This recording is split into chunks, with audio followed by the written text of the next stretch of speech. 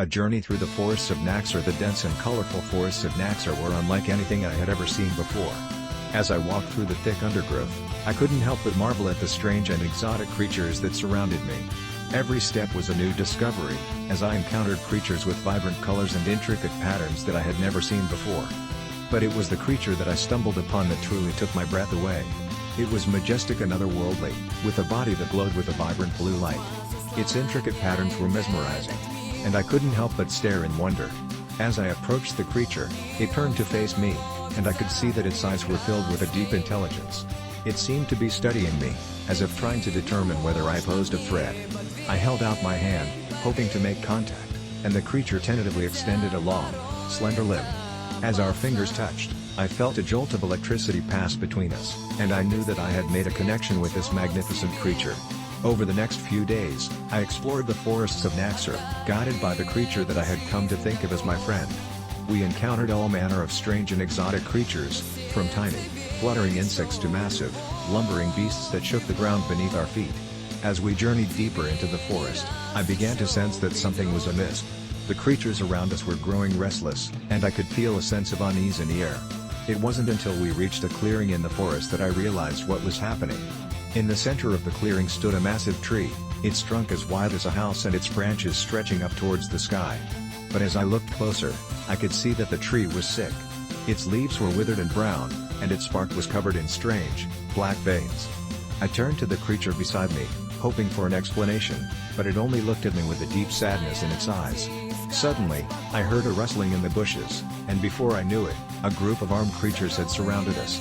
They wore armor made from the bones of other creatures, and their weapons glinted in the sunlight. I knew that we were in trouble, but the creature beside me stood tall and proud, unafraid of the danger that lay ahead. As the creatures closed in, I braced myself for the worst. But just as the first creature raised its weapon, the majestic creature beside me let out a deafening roar. In an instant, the tables had turned.